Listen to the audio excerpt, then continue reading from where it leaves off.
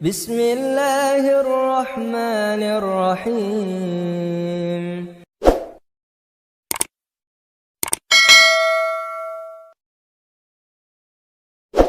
Salah satu keistimewaan Ramadan adalah karena di dalamnya terdapat satu malam yang mempunyai bobot khairun min alfi syahrin. Satu malam tetapi lebih baik daripada 1000 bulan. Kita sebut itu sebagai Lailatul Qadar. Kapan sih Lailatul Qadar itu? Dan bagaimana kita harus menyikapinya? Sepakat sebagian besar para ulama berdasarkan riwayat dari hadis bahwa Lailatul Qadar itu jatuh pada malam-malam ganjil, salah satu dari malam-malam ganjil di 10 yang akhir dari bulan Ramadan. Bisa dia tanggal 21, 23, 25, 27, 29. Di malam-malam ganjil dari 10 yang akhir. Inilah rahasia kenapa baginda Rasul kalau sudah masuk 10 yang akhir dari Ramadan, hamparkan, sing-singkan lengan baju, hamparkan sajadah, dan lebih banyak di masjid ketimbang di rumah. Ini bedanya baginda Rasul dengan kita. Kita sudah memasuki 10 yang akhir, gulung sajadah. Tengok 10 yang akhir, barisan tarawih di masjid mulai mengalami kemajuan. Orangnya makin susut. Sudah berpikir mudik, sudah berpikir beli pakaian baru, sepatu baru, baju buat anak, oleh-oleh buat orang tua, sehingga konsentrasi ibadah buyar. 10 yang akhir Rasulullah sing-singkan lengan baju, hamparkan sajadah, lebih banyak di masjid ketimbang di rumah. Nah, mereka tentu yang ingin mendapatkan Lailatul Qadar, menemukan Lailatul Qadar, harus sudah berniat dan berjaga-jaga sejak awal Ramadan. Jadi tidak bisa pakai ilmu untung-untungan. 20 Ramadan tidak tarawih, 21 berangkat ke masjid, 22 libur lagi, 23 masuk. Kenapa? Wah, ini malam ganjil. Tidak seperti itu moralitasnya. Dia berjaga-jaga sejak awal Ramadan untuk mendapatkan Lailatul Qadar itu. Bagaimana kita harus menyikapi Lailatul Qadar ini? Tentu kita harus melihatnya dari sisi betapa rahman dan rahimnya Allah itu. Maha kasih, maha penyayang, maha pengampun, maha menerima taubat. Umat-umat terdahulu sebelum kita diberikan umur yang relatif panjang. Nabi Adam 2000 tahun. Nabi Nuh 950 tahun. Rata-rata umatnya ya sekian itu umurnya. Jadi secara hitung dagang, kalau 300 tahun mereka bergelimang dosa, kan masih punya stok 400 tahun untuk bertaubat. Umpama hitung-hitungannya harus begitu. Kita umat Nabi Muhammad ini, umat terakhir ini, diberikan umur yang relatif pendek. Bahkan kalau mencontoh kepada Rasul, 63 tahun beliau wafat meninggalkan kita semua. 63 tahun. Taruhlah kita seperti itu. Kalau 40 tahun kita bergelimang dosa, sisa umur cuma 33 tahun, ditebus dengan taubat seperti itu, kan belum seimbang neracanya. Apa dosa lalu harus tidak terampuni? Apa tidak ada peluang untuk melakukan pemutihan terhadap seluruh kesalahan yang pernah kita lakukan? Dari sisi inilah kita melihat makna Lailatul Qadar. Allah yang maha pengasih, Allah yang maha penyayang, seakan tidak langsung saja bilang, "Hei umat Islam, sekalipun umurmu relatif pendek, kau jangan pesimis, kau jangan skeptis. Sekalipun begitu banyak kesalahan kau lakukan, dosa kau tumpuk, dan umurmu relatif pendek, jangan sedih. Aku berikan kepadamu waktu dan tempat yang punya nilai spesifik. Waktu dan tempat yang punya nilai istimewa. Tugasmu memanfaatkan peluang yang diberikan itu. Itu sebabnya ada penggandaan nilai pahala. Solat berjamaah pahalanya 27 kali lipat daripada solat sendiri. Beribadah di hari Jumat mendapat tambahan pahala. Solat di Masjidil Haram di Mekah 100.000 kali pahalanya ketimbang di masjid-masjid biasa. Itu tidak lalu berarti sudah sholat di sana lalu berhenti lagi sholat di mana-mana karena merasa sudah banyak stok, sudah punya banyak devisa. Bukan itu pengertiannya. Ada ruang dan waktu yang punya nilai istimewa. Kalau kita pandai memanfaatkannya, maka nilai lipat kelipatan dari ibadah kita itu diberikan oleh Allah Subhanahu wa Ta'ala. Itulah sebabnya Allah menyediakan ada bulan istimewa Ramadan, ada hari istimewa Jumat, ada waktu istimewa sepertiga malam yang akhir, ada tempat istimewa Arafah, Mina, Multazam, Raudhah, Zamzam. Ada waktu yaitu Lailatul Qadar. Satu malam lebih baik dari 1000 bulan. 1000 bulan itu kan 83 tahun. Dan jarang orang sekarang yang mencapai umur 83 tahun. Yang kedua, kita harus melihat Lailatul Qadar ini dari perspektif kita sebagai manusia. Tidak ada orang yang tidak pernah salah. Sengaja atau tidak, kecil atau besar, khilaf atau terpaksa, setiap kita mesti pernah melakukan kesalahan. Ya kepada sesama manusia, ya juga kepada Allah. Salah kita kepada Allah, kita bertaubat langsung kepadanya. Sampai-sampai di hadis kursi dikatakan, "Lau amiltumul khataya hatta mala'atis sama, thumma nadimtum fataballahu alaikum." Kalaupun kamu berbuat dosa, penuh langit dengan dosamu, kemudian kamu menyesal, bertaubat, Allah pasti akan menerima taubat kamu. Lalu bagaimana sih taubat yang sebenarnya itu? Kata para ulama, taubat yang sebenarnya itu pertama, meninggalkan perbuatan jahat. Yang kedua, berjanji tidak akan pernah mengulanginya lagi. Yang ketiga, menyesal pernah melakukannya. Inilah 3 syarat utama. Pertama, meninggalkan perbuatan jahat itu. Bertaubat dari minuman, tinggalkan total. Bertaubat dari judi, tinggalkan total. Bertaubat kepada Allah dari melakukan maksiat, tinggalkan secara total. Meninggalkan perbuatan jahat. Dan total, tidak angin-anginan. Yang kedua, berjanji tidak akan mengulanginya lagi. Tidak akan pernah lagi saya berjudi. Tidak akan pernah lagi saya berzina. Tidak akan pernah lagi saya mencuri. Berjanji tidak akan mengulangi. Dan yang ketiga, menyesal telah pernah melakukan itu. Bukankah kadang-kadang kita berkata, saya sekarang sudah tua, dulu waktu muda saya sudah puas. Bukan menyesal, puas. Sekarang saya sudah tua, dulu waktu muda sudah puaslah saya. Sudah pokoknya sudah puas. Bukan puas yang diminta. Menyesal, kenapa dahulu begitu? Kenapa telah melakukan itu? Inilah makna taubat yang sebenarnya.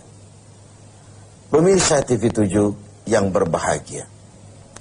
Orang yang beribadah Ramadan dengan baik, melaksanakan taubat dengan benar, diterima taubatnya, pantas dia keluar dari Ramadan, masuk 1 Syawal, pantas jika ia masuk dalam golongan minal aidin wal faizin. masuk dalam golongan orang yang kembali. Kembali kemana? Kembali kepada fitrah, suci, bersih, seperti bayi baru dilahirkan oleh ibunya, tidak punya dosa kepada Allah, lantaran sudah dilebur oleh ibadah dan taubatnya di bulan Ramadan. Wal faizin, dan termasuk ke dalam golongan orang-orang yang beruntung. Tidak dalam artian yang materialistis, tapi dalam artian memperoleh keberkahan dalam hidup dan keberuntungan di dunia, lebih-lebih di akhirat nanti. Inilah Ramadan, di mana kita selalu mencari nilai tambah dari setiap amal yang kita lakukan. Karena umur yang diberikan relatif pendek, dosa yang kita kerjakan relatif banyak.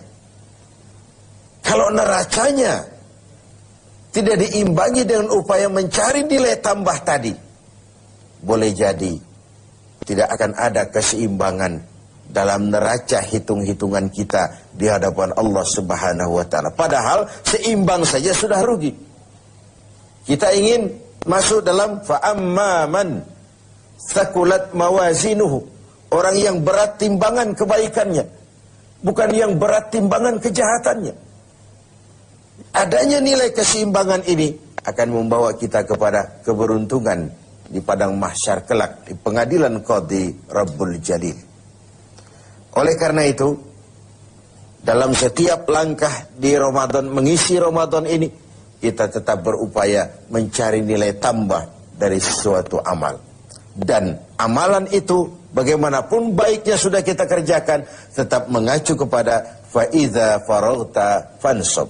Kalau sudah selesai kau kerjakan satu perbuatan, sing-singkan lengan bajumu, bersiaplah untuk tugas berikutnya. Tidak ada puas, tidak ada prestasi puncak. Bagaimanapun baiknya sudah yang kita lakukan, dia hanya awal menuju ke arah yang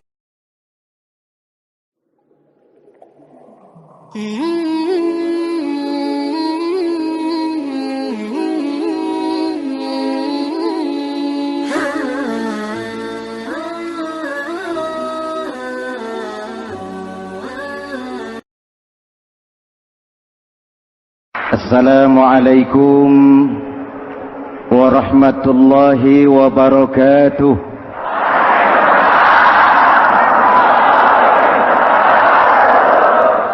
Alhamdulillah, wassalatu wassalamu ala Rasulillah Sayyidina Muhammad ibn Abdullah wa ala alihi wa sahbihi wa mawala, amma ba'du. Hadirin hadirat ma'asyiral muslimin yang saya cintai, Ramadan adalah madrasah, sekolah, tempat di mana kita banyak sekali belajar tentang hidup dan kehidupan, supaya kita lebih siap menghadapi hidup, supaya kita punya wawasan, supaya kita mampu melihat persoalan jauh ke depan, supaya kita tidak terjebak pada keuntungan sesaat tapi merugikan jangka panjang. Malam ini saya ingin mengajak kita semua melihat kurikulum Ramadan. Pelajaran apa yang diberikannya kepada kita? Pertama, Ramadan mengajarkan kita menjadi orang-orang yang sabar, ulet, dan tahan uji. Ini zaman di mana persaingan tajam. Betul? Jangankan jadi pejabat tinggi, jangankan jadi pengusaha sekarang ini, jadi kiai saja kalau tidak sanggup bersaing,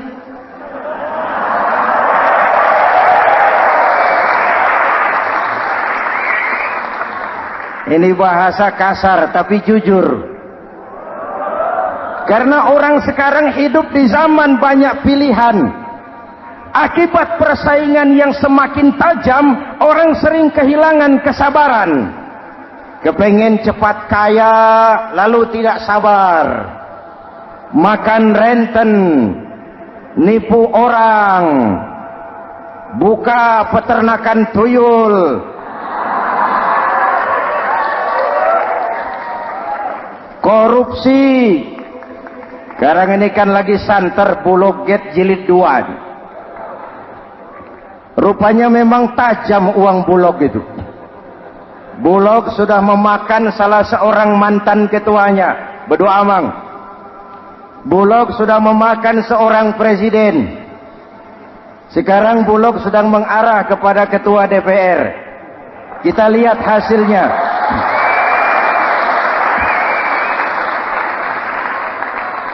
Tentu saja kita prihatin, karena kita tahu ekonomi kita sedang sulit. Hutang melilit leher. Tetapi pada sisi lain kita melihat enak saja uang mengalir puluhan miliar untuk sesuatu yang tidak terkait dengan kepentingan rakyat.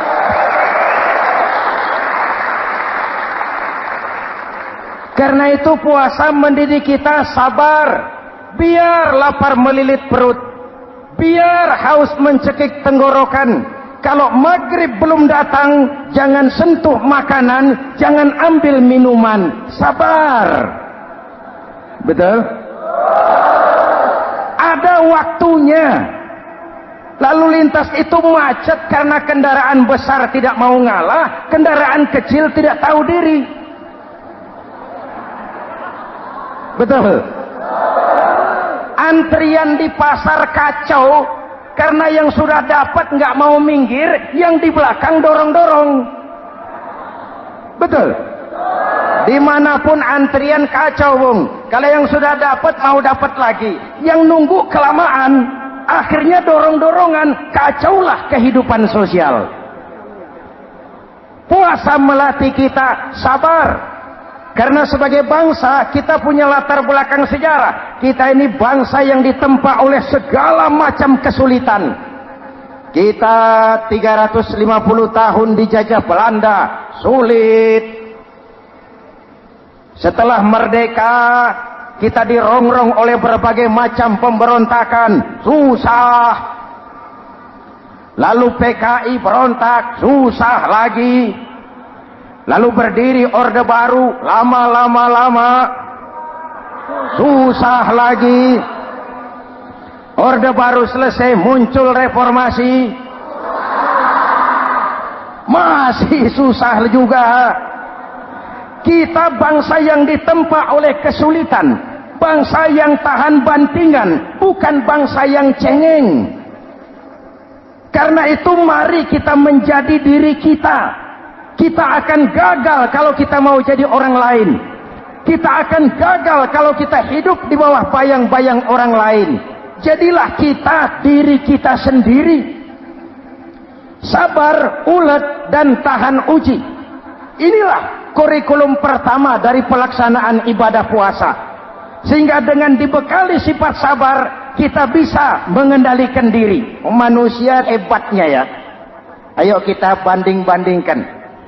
Malaikat, binatang, manusia. Malaikat tidak diberi nafsu, hanya diberi akal. Kalau malaikat tidak pernah salah, wajar. Jibril nggak pernah korupsi ayat. Ini ada ayat bagus, saya pakai sendiri saja ini. Tidak. Malaikat maut tidak pernah salah adres mencabut nyawa orang yang belum waktunya mati. Tidak pernah. Dan itu wajar. Malaikat makhluk tanpa alternatif. Secara instingtif dia diciptakan untuk taat. Sebaliknya binatang diberi otak tapi tidak diberi akal. Binatang hanya diberi nafsu. Kalau binatang tiap hari salah, wajar. Ayam, kalau sudah datang syahwatnya, tidak usah menoleh. Ini banyak orang apa tidak? Betul. Kuda keliling kota, tidak pakai celana, tenang saja. Betul. Dan wajar, namanya juga binatang. Sedangkan manusia diberikan akal dan diberikan nafsu. Tiap hari terjadi perjuangan. Kadang akal menang, kadang nafsu yang menang. Ketika akal menang, kita lebih tinggi dari malaikat. Ketika nafsu yang menang, kita lebih rendah daripada binatang. Hadirin yang saya cintai, itu pelajaran pertama, sabar, ulet, tahan uji. Lalu pelajaran yang kedua, melahirkan sikap istiqamah, punya stabilitas temperatur batin, istilah sekarang. Soal istiqomah ini saya tidak akan menjelaskan pengertiannya, saya mau cerita saja. Mau dengar nggak? Ini tentang istiqomah. Dalam satu pertempuran, Jenderal Salahuddin Al-Ayyubi bersama tentaranya, tentara Islam, pernah mengalami kekalahan. Karena kalah, banyak yang ditahan jadi tawanan orang-orang kafir, beberapa perwira dan banyak ofsir. Tercatatlah ada 3 orang ofsir jadi tawanan raja kafir ini. Satu hari raja kafir musyawarah dengan perdana menterinya. Perdana menteri, saya tuan raja, ini tawanan Islam ini enaknya diapain? Kalau enaknya sih dibunuh saja tuan raja, selesai urusan. Soal bunuh sih gampang perdana menteri. Maksud tuan raja, bujuk saja agar dia meninggalkan Islamnya, ikut ke agama kita, nanti kita kasih hadiah. Begitu? Iya, baiklah, besok saya sidang 3-3-nya. Besoknya ini 3 ofsir disidang di tempat terbuka langsung oleh perdana menteri. Mula-mula dipanggil ofsir pertama. Ofsir pertama, ya perdana menteri, sini. Baik, kamu tahu kamu siapa? Tahu. Siapa kamu? Tawanan.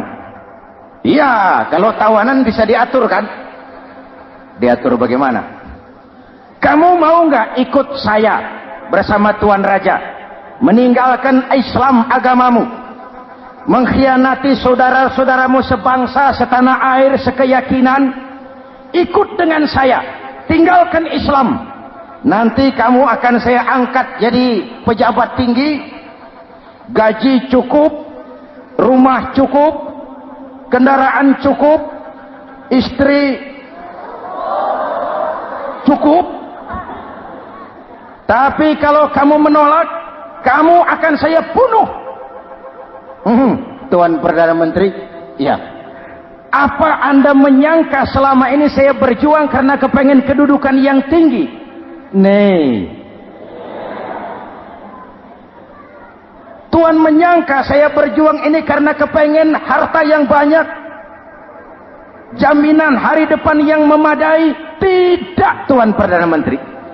Saya tinggalkan keluarga, kampung halaman, sanak famili, handai taulan.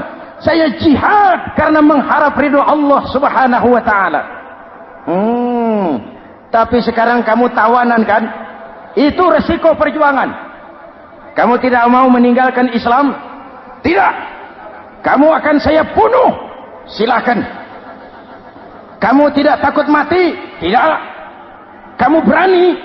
Dari kemarin. Apa dikira baru sekarang saya berani? Tuan Perdana Menteri, saya berharap memang saat-saat seperti ini bisa saya temukan. Ibadah saya sedikit, sholat saya kurang, puasa saya kurang. Barangkali dengan jihad saya bersimbah darah, mati di tangan Tuhan, Allah akan mengampuni dosa-dosa saya dan saya dapat tiket untuk mencapai keridhoannya.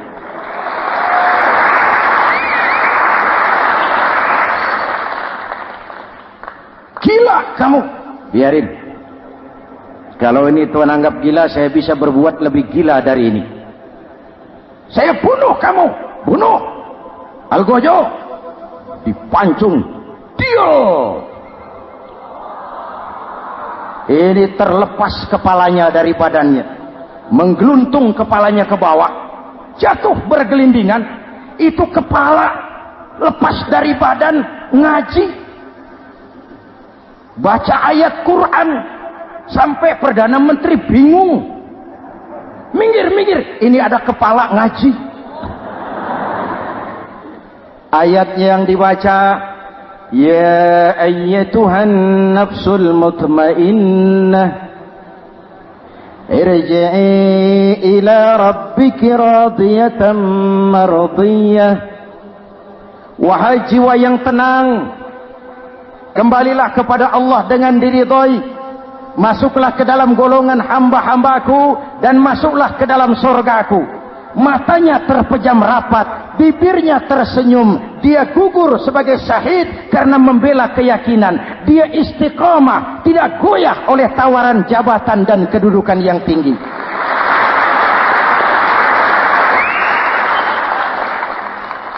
Perdana Menteri geleng kepala, dasar orang Islam.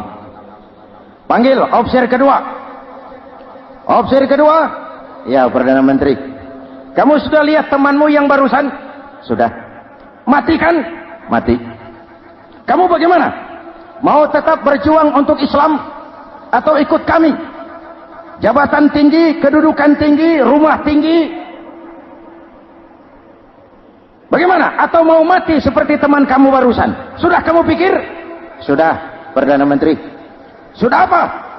Sudah, jangan banyak omong. Maksud kamu apa? Saya sudah tidak sabar mau nyusul teman saya yang barusan itu. Saya tidak bayangkan bagaimana disambut oleh malaikat di surga, disambut oleh para bidadari di surga, menggapai ridho Allah. Oh, Perdana Menteri, sudah jangan banyak omong. Kalau mau potong, potong saya. Perdana Menteri bilang ini lebih gila dari yang pertama itu.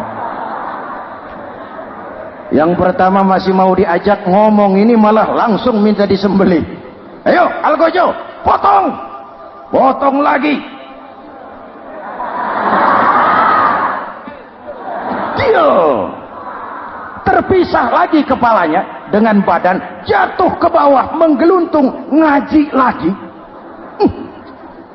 Ayatnya yang dibaca, wujuhun yawma izin nadirah ila rabbiha nadirah.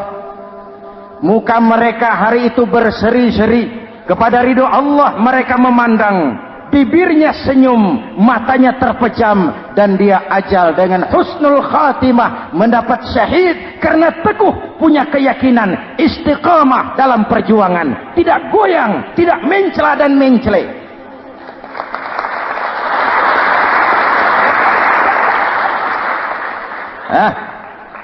Officer ketiga, sini. Yap, siap Perdana Menteri. Kamu sudah lihat nasib dua orang teman kamu? Sudah. Mati kan? Mati. Kamu mau seperti dia? Oh, tidak Perdana Menteri. Saya tidak mau mati. Daripada matikan lebih baik hidup. Kamu mau ikut saya? Mau Perdana Menteri. Mau. Gaji besar, rumah besar, kendaraan besar, istri.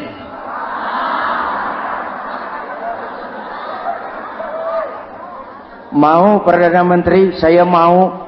Daripada tidak jadi apa-apa, kan lebih baik jadi apa-apa.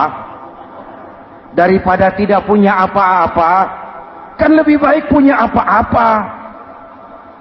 Oh, jadi kamu selama ini berjuang karena mau cari apa-apa? Iya. Bagus. Nanti saya musyawarah sama raja. Kamu diangkat jadi bupati di mana? Tunggu ya. Perdana Menteri laporan, Tuan Raja. Ya. Ini officer ketiga kelihatannya baik ini. Dia mau mengkhianati teman-temannya, sebangsa, setanah air, sekeyakinan. Mengkhianati bangsanya, meninggalkan agamanya. Dia mau ikut kita. Kita angkat jadi pejabat, di mana dia? Raja senyum. Oh, soal angkat mengangkat sih gampang Perdana Menteri. Cuma saya pikir-pikir officer ketiga ini kok tegel-tegelin. Kok sampai hati ya? Temannya sendiri, seiman, sekeyakinan, sebangsa, setanah air dikhianati karena mengejar jabatan, harta, kedudukan. Orang itu Perdana Menteri kalau sudah mau mengkhianati saudaranya sendiri, apalagi orang lain.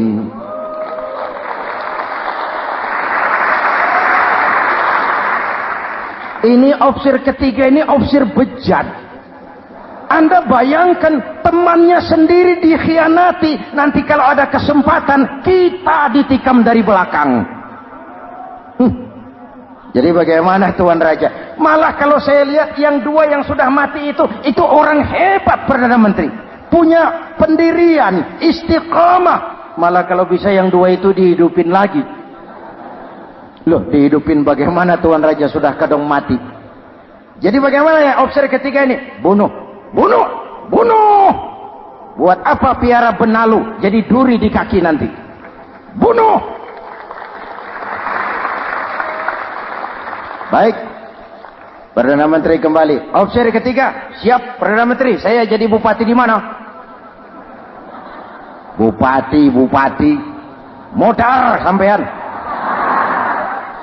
Loh, saya mau dibunuh. Bunuh. Katanya kalau ikut agama Tuhan, meninggalkan agama kami, saya akan jadi pejabat tinggi. Kamu opsir bejat, kamu tidak punya pendirian, saudaramu sendiri seagama kamu khianati, apalagi orang lain, potongan kayak kamu jadi pejabat, rusak negara ini.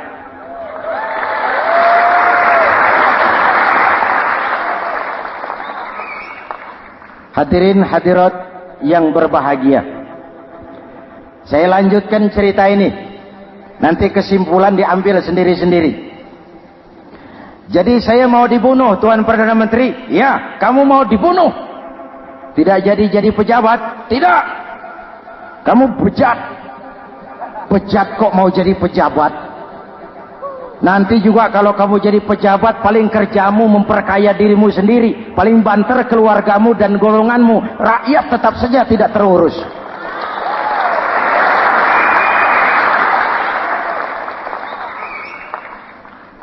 Paling-paling kamu kalau sudah jadi pejabat tinggi, kerjamu cuma membuka, meresmikan, berkunjung. Berkunjung, meresmikan, membuka. Membuka, meresmikan, berkunjung. Lah kapan kamu ngurus rakyatnya? Bejat kamu. Jadi saya dibunuh. Bunuh. Iyalah, kalau mau dibunuh ya saya bunuh. Tapi saya mau Islam lagi Terserah, mau Islam lagi mau tidak, kamu tetap akan dibunuh. Iya, saya mau Islam lagi. Ayo cepat. Iya Pak, saya mau syahadat dulu. Cepat. Iya Pak, asyhadu macet lehernya. Ayo cepat. Iya Pak, asyhadu tidak bisa mengucap syahadat. Ayo cepat. Iya Pak, asyhadu tidak tuntas mengucap syahadat, golok algojo keburu sampai di lehernya. Diam.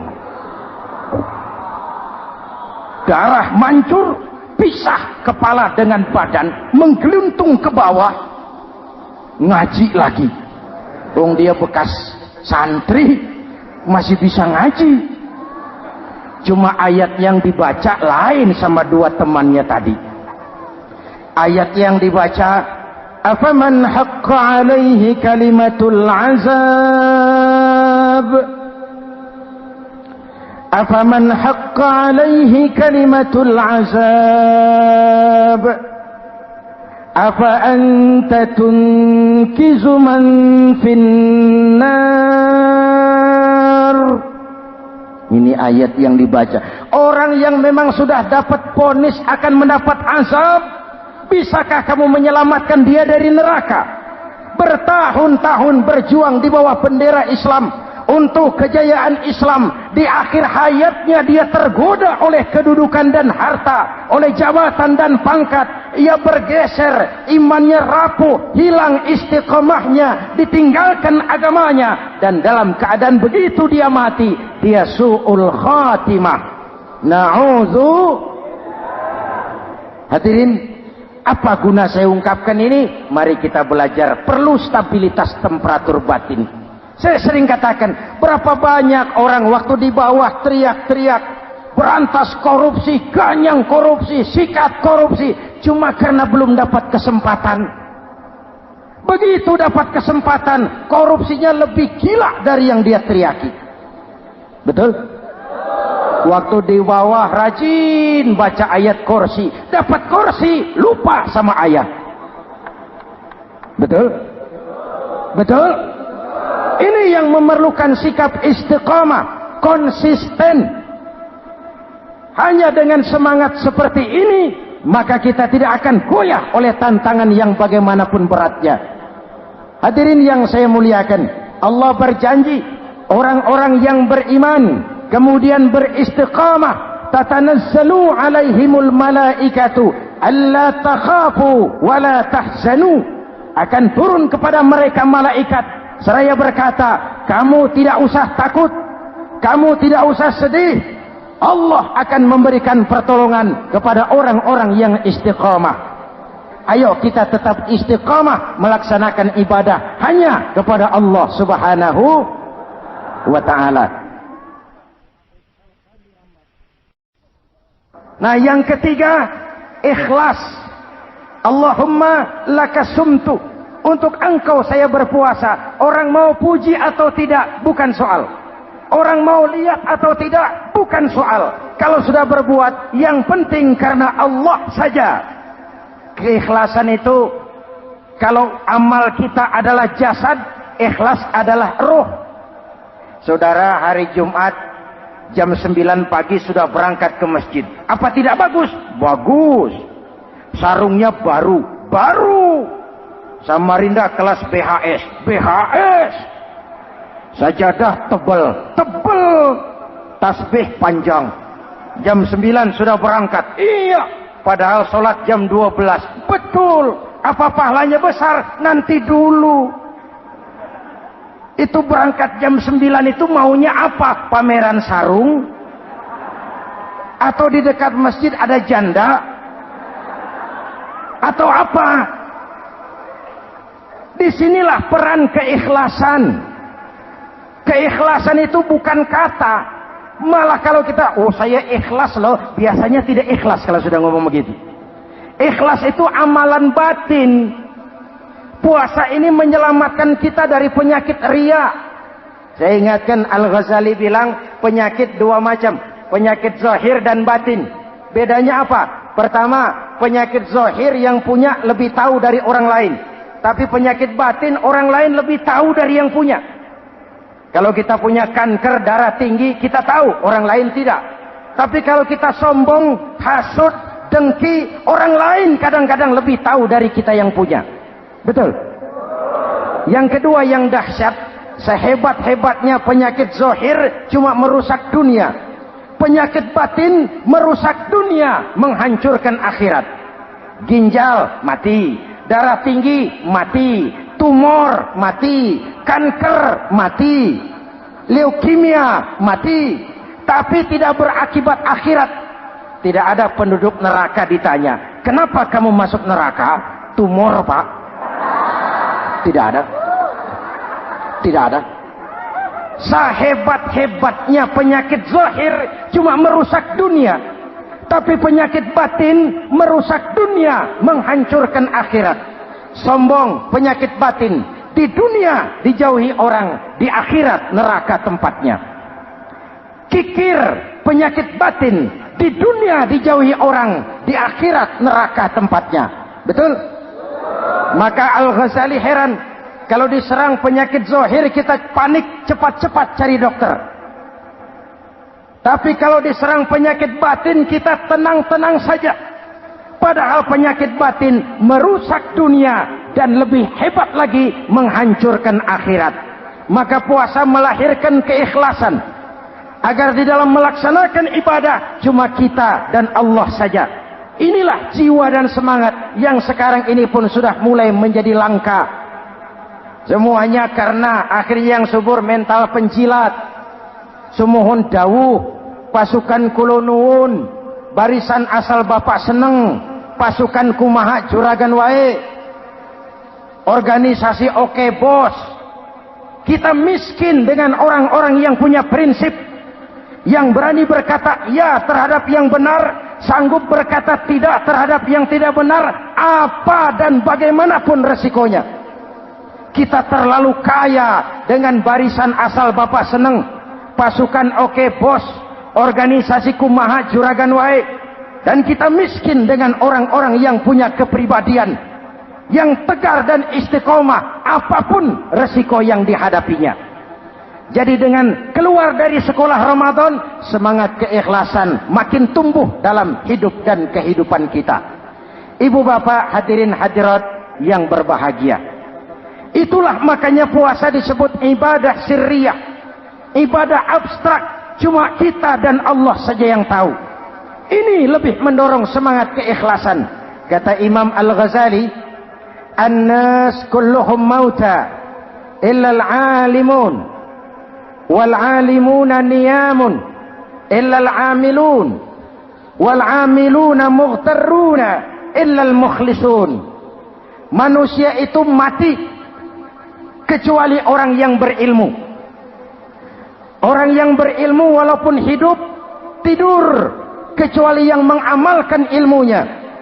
Dan orang yang mengamalkan ilmunya banyak yang tertipu kecuali yang ikhlas di dalam mengamalkan ilmunya. Manusia mati kecuali yang berilmu. Yang berilmu walaupun hidup tidur kecuali yang mengamalkan ilmunya. Yang mengamalkan ilmunya banyak yang tertipu, menyangka amalnya sudah banyak, sholatnya sudah hebat, zakatnya sudah luar biasa, jihadnya sudah mantap. Banyak yang tertipu kecuali yang ikhlas di dalam mengamalkan ilmunya. Jadi amal tanpa ikhlas, jasad tanpa ruh. Itulah makanya nuansa Ramadan dengan ibadah puasa mengembangkan semangat keikhlasan di antara kita semua. Mari kita baca doa sama-sama munajat, mohon pertolongan Allah agar kita diselamatkan dari penyakit riya dan ditumbuhkan semangat keikhlasan. Ala hadhihi niyyah wa ila hadratin nabi. Al-Fatihah. Bismillahirrahmanirrahim. Alhamdulillahi rabbil alamin. Ar-Rahmanirrahim. Maliki yaumiddin. Iyyaka na'budu wa iyyaka nasta'in. Ihdinas siratal mustaqim. Siratal ladzina an'amta 'alaihim ghairil maghdubi 'alaihim waladdallin. Amin. Bismillahirrahmanirrahim. Amin. Alhamdulillahi rabbil alamin. Allahumma salli wa sallim wa barik ala sayyidina Muhammadin وعلى آله وصحبه أجمعين. اللهم اجعل جمعنا هذا جمعا مرحوما وتفرقنا من بعضه تفرقا معصوما. اللهم اجعل جمعنا هذا جمعا مشكورا وتفرقنا من بعضه تفرقا مغفورا. اللهم اجعلنا من السعداء المقبولين ولا تجعلنا من الأشقياء المردودين. ربنا تقبل منا صلاتنا وصيامنا وقيامنا وتخشعنا وتعبدنا وتضرعنا وتمم تقصيرنا برحمتك يا أرحم الراحمين. اللهم أصلح من في صلاحه صلاح المسلمين. اللهم أهلك من في هلاكه صلاح المسلمين. Ya Allah, dengan sepenuh perasaan dan pengharapan, dengan segala keremahan dan kerendahan, kami bermohon kepadamu, berikan kami kekuatan zahir dan batin. Berikan kami kesabaran dan ketabahan, sikap istiqamah dalam mengarungi hidup yang penuh ujian ini. Karuniakan kepada kami pemimpin-pemimpin yang takut kepadamu dan sayang kepada kami. Rabbana hab lana min azwajina dhurriyyatina qurrata a'yun waj'alna lil muttaqina imama. Afdalu ma qultuhu ana wan nabiyyuna min qabli. La ilaha illallah.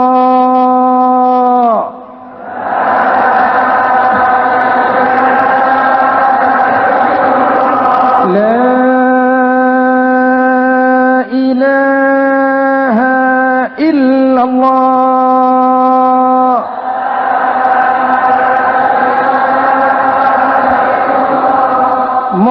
Muhammadur Rasulullah.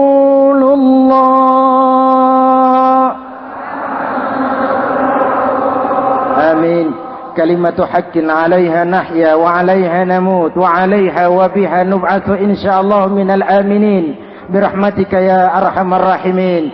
Sallallahu ala sayyidina Muhammadin wa ala alihi wa sahbihi ajma'in. subhana rabbika rabbil izzati amma yasifun, salamun alal mursalin, walhamdulillahi rabbil alamin. Assalamualaikum warahmatullahi wabarakatuh.